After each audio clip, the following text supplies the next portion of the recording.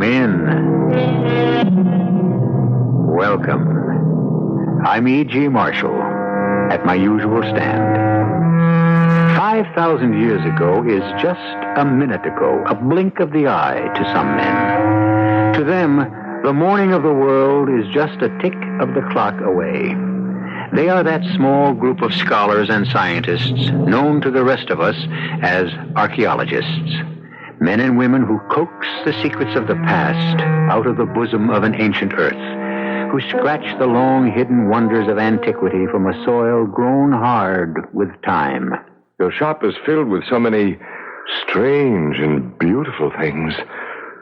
Might you possibly have any samples of pottery? Ancient pottery. I have many such beauties, sir. Local ones? Even fragments, broken pieces, discovered in some long-forgotten cave or excavation? Something like this? Sir, if you know what is good for you, leave my shop at once. Well, what's wrong? Ever since I got here, everyone in this town seems to... Leave, I beg you. I have nothing for you. Go back to wherever you came from. You carry danger with you. You carry death.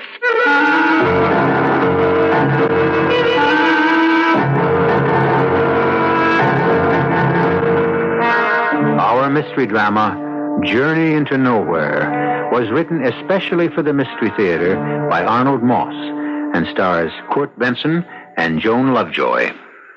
It is sponsored in part by Buick Motor Division and Contact, the 12-hour cold capsule. I'll be back shortly with Act One.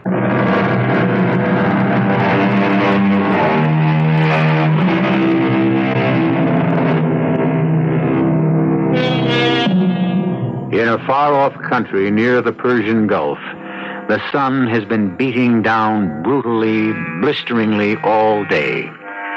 Now, with the day almost at its end, it begins to take on the shape of a huge kettle of burnished bronze.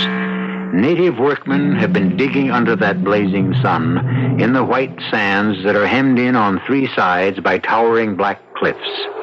For weeks, they have been excavating on the site of an ancient civilization for a group of American archaeologists under the leadership of the distinguished scholar, Dr. Carlo Oresti. Everybody! We're all very tired. Tesbahu, Allah khairi. Good night to all of you. Al shukre. Thank you. They put in a good day's work, Dorothy, and so have I. I'm absolutely bushed. How about you? Oh, it's been a long day. Rather disappointing one. Not much to show. Not because you didn't try, Dr. Oresti. Almost 2 months. All we've turned up are 2 or 3 promising leads. Now, when I was a student of yours not so long ago, you taught us that where there were promising leads, there was hope. Yes, but sometimes it's a little discouraging. Here we are where it all began, ancient Mesopotamia. Cradle of civilization, conquered, invaded by every warrior nation of history from time immemorial. And all we've turned up from the treasures of these vanished people is something close to a big fat zero. Well, we still have a month. Every dig that's ever been made here in Al Jazeera has been a good one. Oh, you were always a very good student, Dorothy. But I won't be happy until someday you find what's been bugging you all your life. The Majira inscription, right? I have a gut feeling, an instinct that it could be right here. Somewhere underneath these sands. And if I find it, I'll hold a key to one of the deepest secrets of all mankind. Good Lord. What's that? Well, it can't be thunder. Not at this time of the year. And the sun shining? What on earth? Oh, hold it, Dorothy. Stand still. That's an earth tremor. What? I never heard of an earthquake in this part of the world. Look, quick, Dorothy. Duck under the shelter. It's getting worse. Dr. Oresti, watch out. That support beam over your head. Where? It's beginning to crack. Right over your head.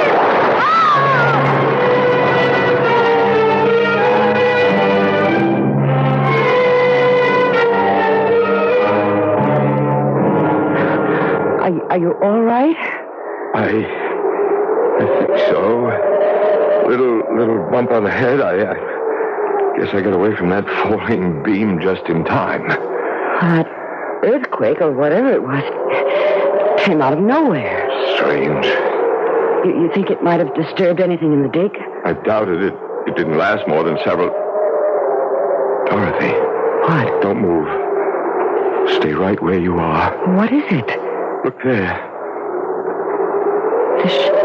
The shard. A piece of broken pottery. That earth tremor must have dislodged it, and we were standing almost on top of it. Get out your brush. Yeah. Clean away the sand as carefully as you can. It's beautiful. And we're the first to lay eyes on it in thousands of years. Careful. Look, there's writing on it, around the circumference. Let's see. Oh, of course, that's pre-Hellenic Greek. 3,500 years old if it's a day. Erebos, Uranu, Meson, Chronoste. Something about heaven and earth. A place of darkness midway between the deepest earth and highest heaven. Now, wait a minute, Dorothy. Look here. Look, around the edge, just before it breaks off. Well, that looks like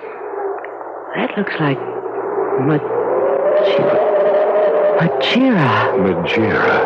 Exactly, Dorothy. This is it. It has to be. The Majira inscription. And look, this little piece of black glass over here. Well, that looks like obsidian. It's no bigger than a dime, shaped like a face, an animal's face, and a little hole at the top. And little ears and eyes. Like the tiny head of a sheep or a lamb. Dorothy, you remember from your reading who Majira was? Well, one of the goddesses of vengeance, wasn't she? The principal one, the spirit of revenge, able to confuse and benumb men's minds with a potion called Nephalia. And when she wept... She wept tears of blood. Yes, I remember. And she kept changing her appearance from one creature to another. Her favorite disguise was a sheep or a lamb. Do you recall that she even assumed different shapes at one and the same time? Of course. Oh, this has to be it. This little lamb's head of black glass confirms it. Now, if I can only find the missing part of this inscription, it could lead to the elimination of everything in our lives that's corrupt and evil. Oh, there's that rumbling again. And it's getting very dark. Doctor, let's get into the jeep and go back to the camp before anything really serious happens. I'm frightened. Tomorrow morning, I leave for the mountains of the west. That's where the whole myth of Majira began. There, this piece of broken pottery may be the passport to the most important discovery a man could ever make.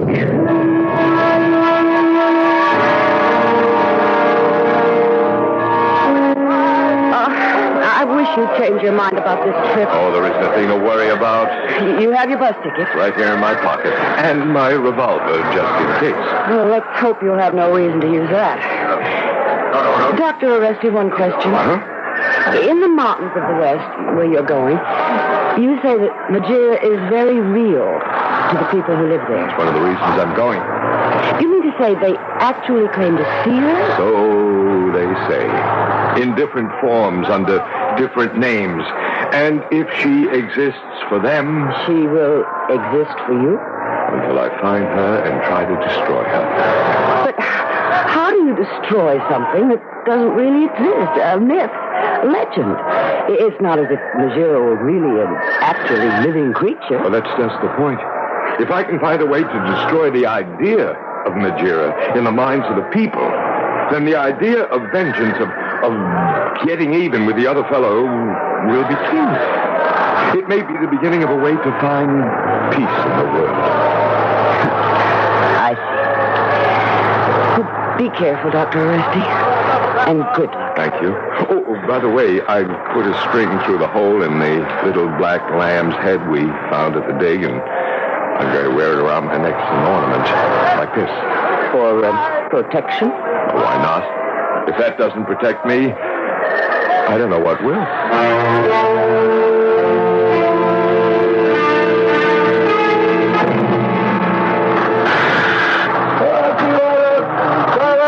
Order! Yakshichal! Please carry these for me. In Fandluk! And get me a taxi, please. A taxi! Oh, Porter, where are you going? Well, why are you running away? What's wrong with you? I guess I can carry my own bag, find my own taxi. Something about that, Porter. Kind sir. For the love of Allah. Have compassion for the less fortunate. Here, take this. The blessings of Allah. The blessings of Allah. God go with you always. Save your blessings, good woman, for an object more worthy than I. May all your days. No! Allah protect me! Take your money. May God protect me from all evil. She threw away the money I gave her. Well, what can be wrong? Welcome to the Street of the Seven Silversmiths. Well, where did you... Permit me to introduce myself. Mahmoud bin Said, your most humble servant, proprietor of this modest shop behind you. House of Mahmoud, rarest curios. Won't you and grace my poor establishment with the honor of your presence? Look, Mr. Mahmoud, I've just arrived on a bus. It was a long, hard trip. All I want is a bed and a bath and a little rest. I understand perfectly. Won't you please step inside my shop with Mr. Oresti, Dr. Carlo Oresti. Well, if you insist, but just for a minute. Through these curtains, if you please. Welcome. This is my home as well as my shop, you see. May I offer you a glass of mint tea? Well, not at this moment, thank you. Oh, your shop is beautiful. Thank you. And what an assortment. Old Berber rifles, ancient knives, swords from all over the world. All of them razor sharp. Yes, and these strange masks. Grotesque statuettes. Why, with all these wonderful things you have here, would it be possible that you might also have samples of pottery, ancient pottery, shards, fragments, broken pieces that might have been found in this region, in caves, or in an excavation? Like this? A moment until I put on my spectacles. At my age, it's necessary to...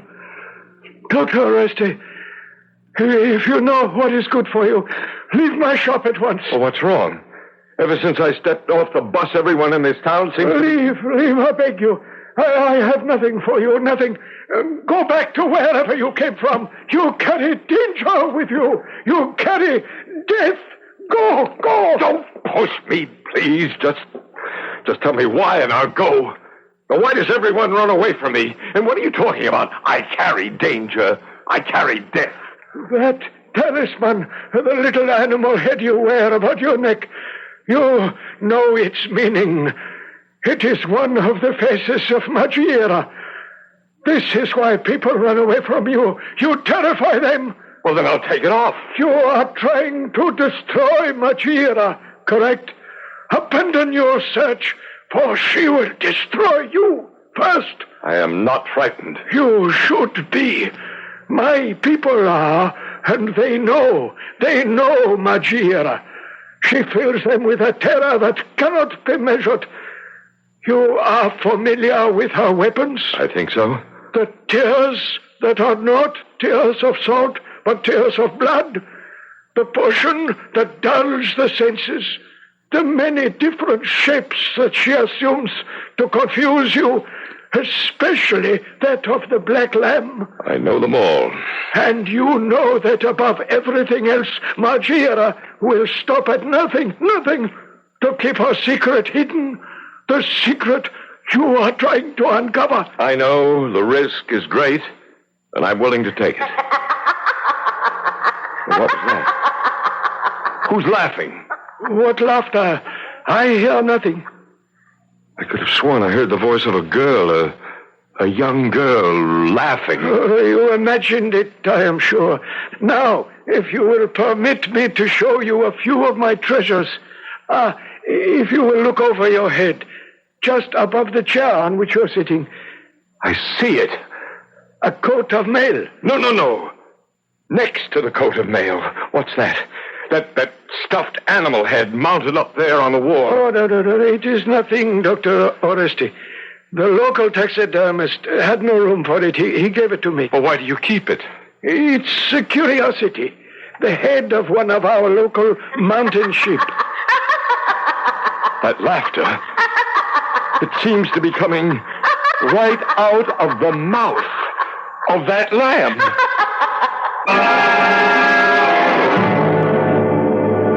From the most ancient times, the lamb was the animal designated to be the symbolic victim of man's sacrifice to his gods. And now a lamb, a black lamb, has once again become symbolic. Only this time, for Dr. Carlo Oresti, it seems to have taken on a feeling of evil. But evil or not, it may lead him to the unraveling of a secret he thinks could begin to change the course of all mankind. I'll return shortly with Act Two.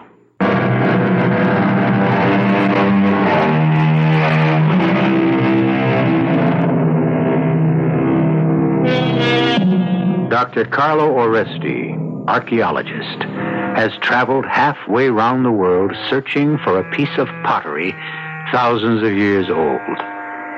He has unearthed part of it. He is convinced that if he can find the rest, it may lead to a revelation that could bring a more peaceful world. He sits in the curio shop of Mahmoud bin Said, staring at the stuffed head of a small black lamb mounted on the wall. Who is that, Mr. Mahmoud? I told you, nothing... That laughter. It seems to be coming right out of the mouth of that stuffed lamb's head up there. Dr. Oresti, you are a magician. No. It's going outside into the street. Where are you going, Dr. Oresti? I must follow that laughter. No, stay where you are, please. Don't try to stop me. I'm following it. It keeps moving around. So now where has it gone to? May I help you, sir? Huh? Where did you come from? What's the matter? I am here. You are a stranger. You now have a friend. That's very, very kind of you, I'm sure. You will meet every friend you can get. You're a very interesting young lady, and a very pretty one, too. Beautiful, long black hair. Your words are most generous. Who are your parents? Where do you live? And, forgive me, please, but have you no better clothes than these that you wear? You question much. My parents, who knows? I live where I wish. These torn rags, I prefer them. Why have you come to this place? What are you hoping to find here? My work brings me here. I'm looking to uncover one of the deepest secrets of the world. What I should be looking for at this moment is a place to sleep. I've traveled a long way. I'm tired. At the end of this street, there is the Inn of the One-Eyed Camel. It will suit you. This thing you are looking for, whatever it may be, if you find it, what then? Well, then I will have things to do. You have an idea where to find what you are searching for? Maybe I do. Some place of darkness. What? A place of little light. Who are you? I am your friend. Trust me. But those words, where did you... Too many questions. Oh, come. Take my hand. Something is happening to me. I find it difficult to breathe, to walk. You are tired from your long journey. Here, drink from this little flask. It will help you. Drink deeply. So sweet, Hold on to my hand. Don't let go. I think I'm going to faint. Girl, where are you? Where have you gone?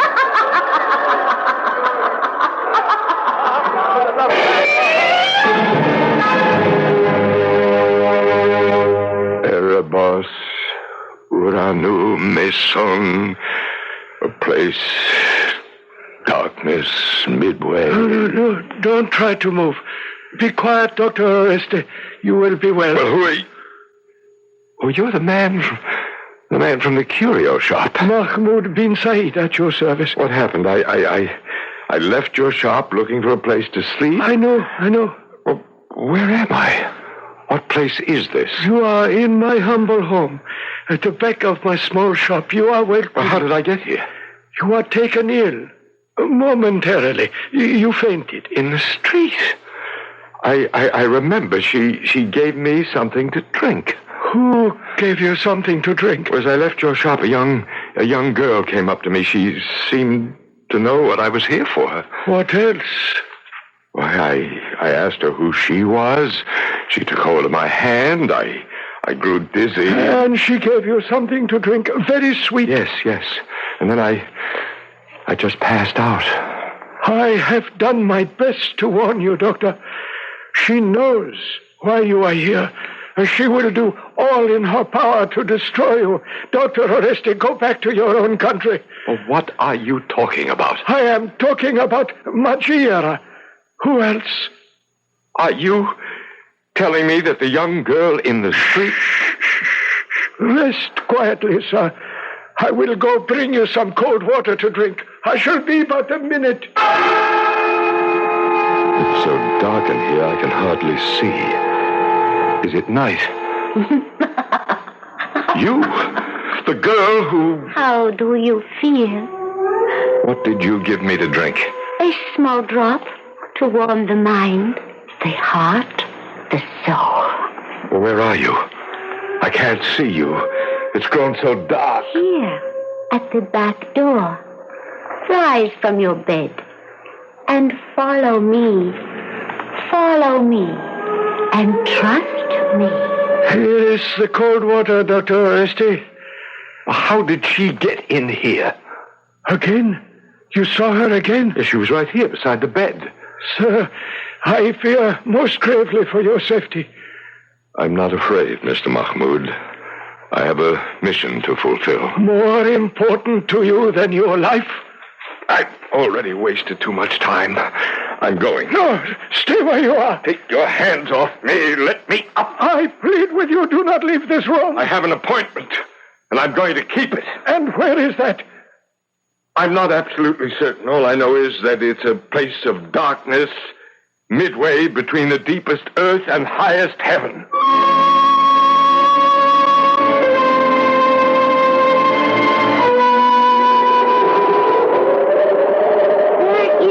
Much further to go. We are almost at the summit of the sacred mountain. I must rest again. My head is so light. The air is so thin.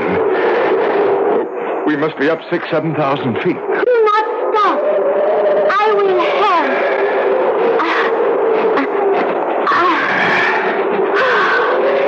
There. We have come to the summit, the very top of the mountain.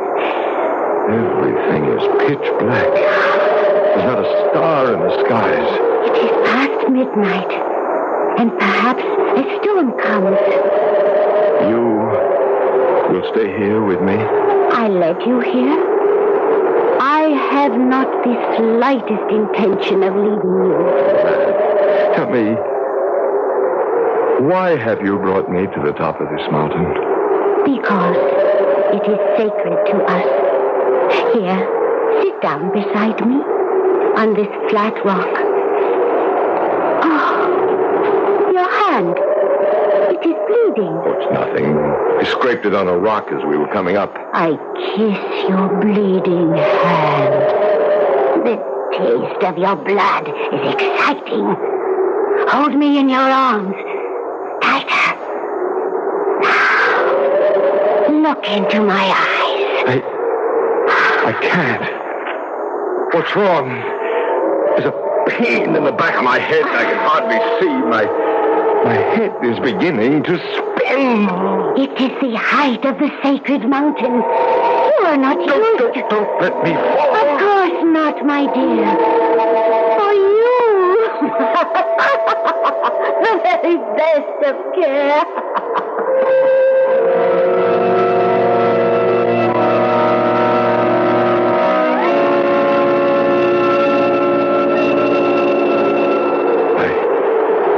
I don't know what came over me.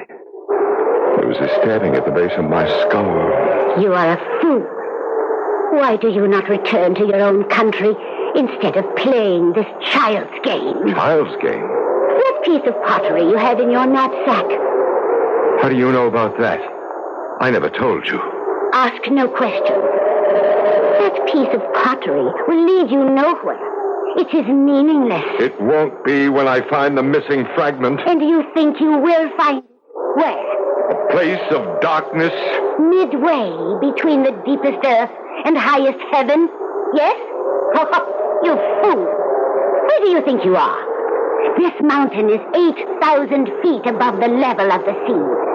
The top of this mountain is midway between the depths of the earth and the highest point we see in the heavens. Darkness? A place of darkness? Can you see your own bleeding hand in front of your face, you blundering fool? How dare you talk to me that way? You struck me. You dared to strike me. Look. See what you have done. You're weeping. You have made me weep. Bring your lantern to my face. Tears are streaming down your cheeks. Tears of bright red blood. Now, let me get my handkerchief. I'll wipe the blood from your cheeks. And what else do you see? My very good friend? Your face is changing.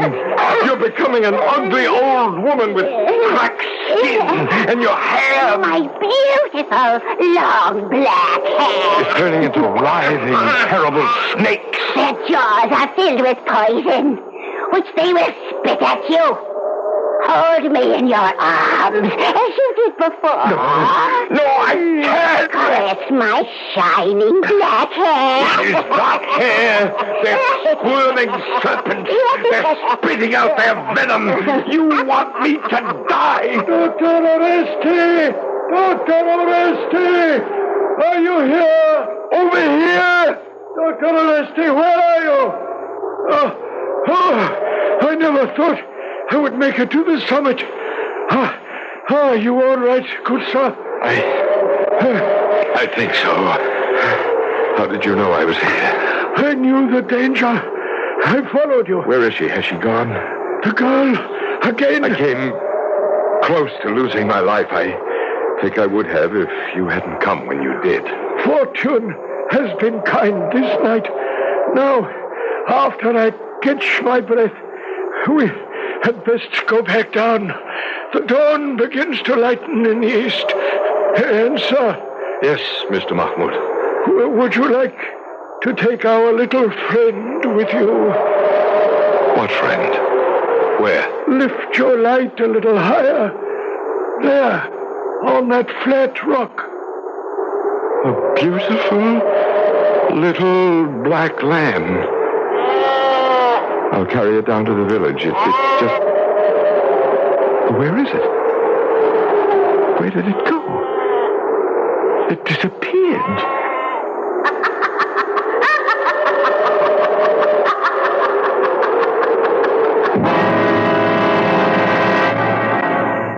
Even as Dr. Oresti stretches out his hand, the black lamb melts into air, into thin air. But just as there is a faith that moves mountains, that makes all darkness light, Dr. Oresti continues to believe. He has faith that he can find the means of destroying Majira, goddess of vengeance. And with that, a beginning to a more harmonious existence for all men. I'll return shortly with Act 3.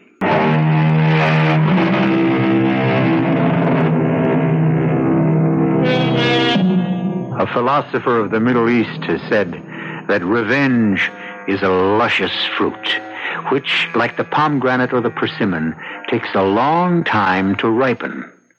Once it comes to maturity, the taste is unmistakable, unique, and sometimes very sweet.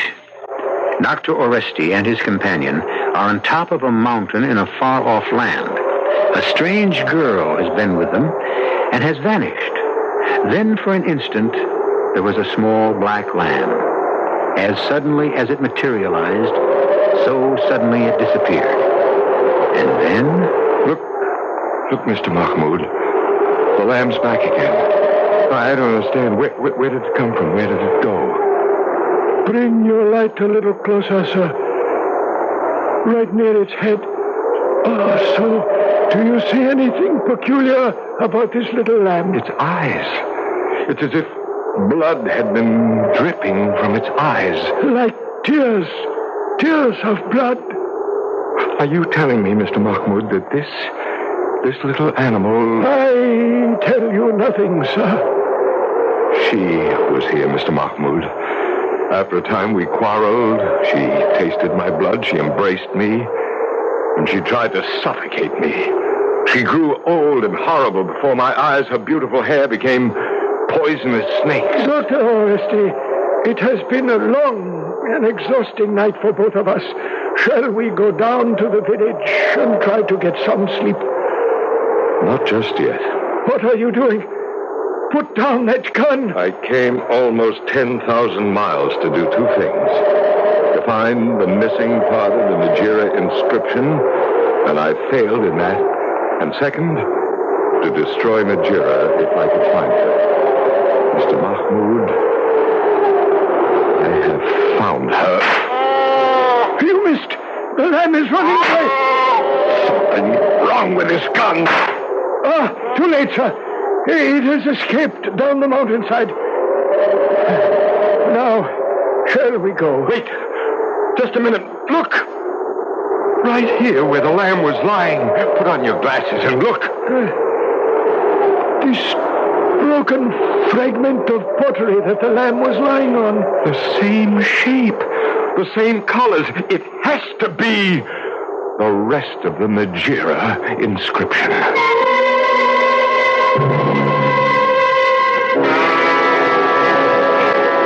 Oh, watch carefully where you place your feet, Dr. Oresti.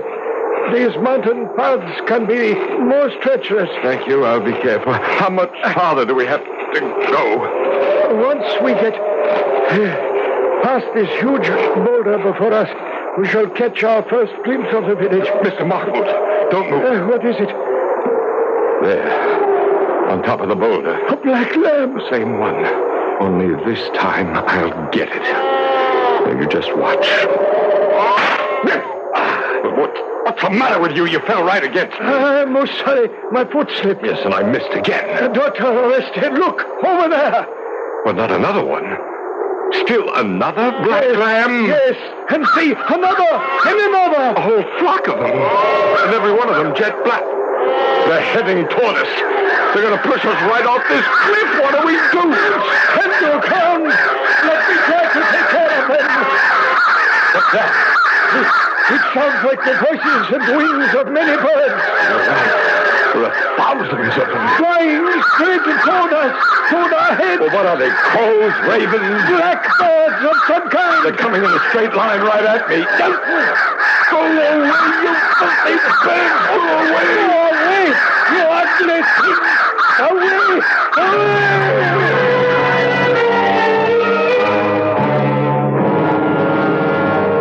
Another glass of hot mint tea, Doctor. Thank you. You know, I can't thank you enough for getting me down off the mountain safely. I thought those crows, or whatever they were going to blind me. They come sometimes. They think of other creatures as trespassers. Yes. Now, let's get back to this shard of pottery. Where did I put my spectacles? Ah, yes. Here they are. You can see the two pieces fit together perfectly, as I suspected they would. The colors, the shape, the design, and the inscription, everything. Extraordinary. Now, if we can decipher it... I leave that to you, sir. Let's see, the first word looks like monoi, and then timoria, vengeance. Let's see now. Vengeance belongs... And then there's the other piece that fits in here that says to Majira. And then there's the word alone. Vengeance belongs to Majira alone. Now, follow the writing around the circumference. Tein, e, re, inen, se, he. Something about peace. Yes, peace. Peace will be found... No. Must be found in... Yes, Dr. Oresti. In the heart of man. In the heart of man. You understand the meaning of what you hold in your hand? Well, of course. That the place of darkness midway between the deepest earth and highest heaven is the heart of man. And that's the place where real peace must be looked for. Most interesting. There is no goddess of vengeance, and there never was. She existed, if she ever did, only in the minds of the stupid and the ignorant. Now you will return to your own country, screaming to the world that there is no Majira. Is that correct, Dr. Oresti? Is that correct? What are you doing? Put down that scimitar. Are you out of your mind? You have disappointed me, Dr. Oresti. And more important, you have made me unhappy, most unhappy. It is not right for you to make me weep. It is wrong, Dr. Oresti, very wrong. Mr. Mahmoud, you are weeping. Weeping tears of blood. Of course, dear doctor.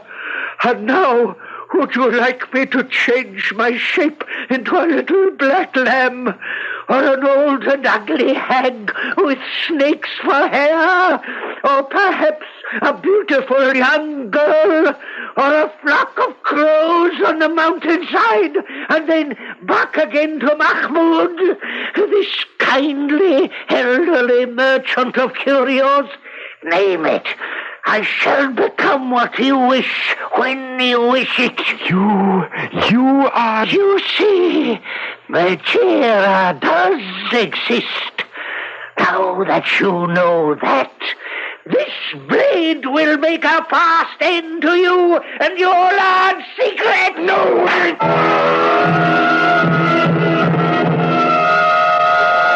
You there! Police!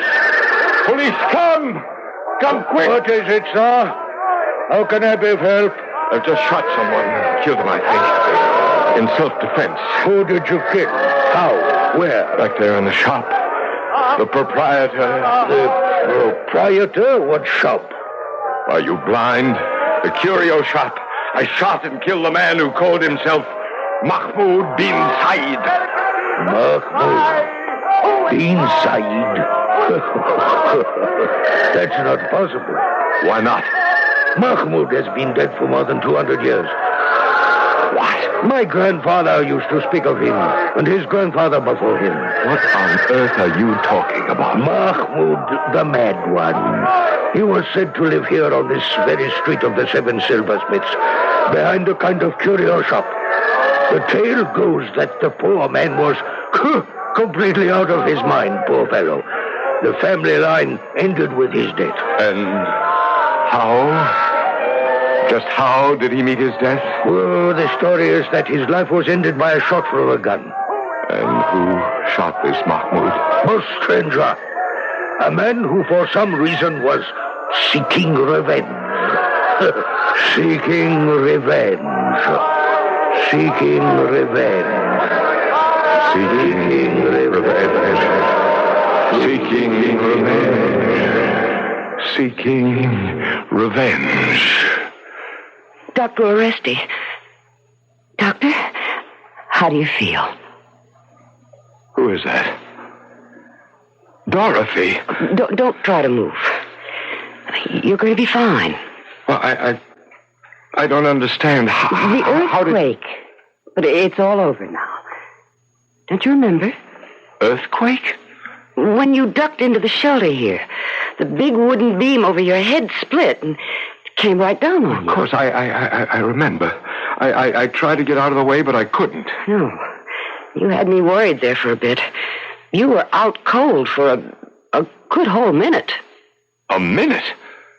You mean all that happened in just 1 minute? All what happened? Well, thanks to that conk on the head, I've been off on a very fascinating trip. A voyage to nowhere. Whatever that's supposed to mean.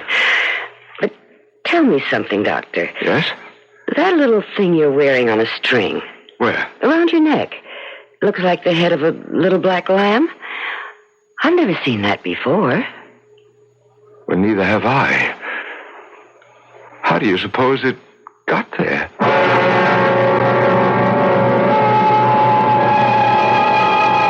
We began this tale by saying that 5,000 years ago is just a minute ago, a blink of the eye to some men.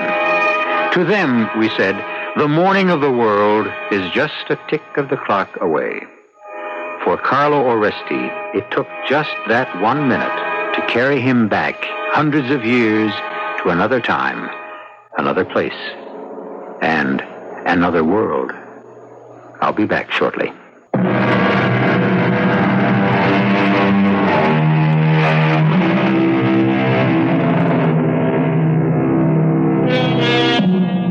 I have read that there are a good many far-off places where they still devoutly believe in things like a goddess of vengeance, who, to confuse the people, changes her appearance at will into any number of different shapes, even into several different forms at the same time. I'd love to see that for myself sometime, with one reservation. I'd like to get there by the usual means of transportation, and not by a zonk on the head. Our cast included Arnold Moss, Joan Lovejoy, Kurt Benson, and Evie Juster. The entire production was under the direction of Hyman Brown.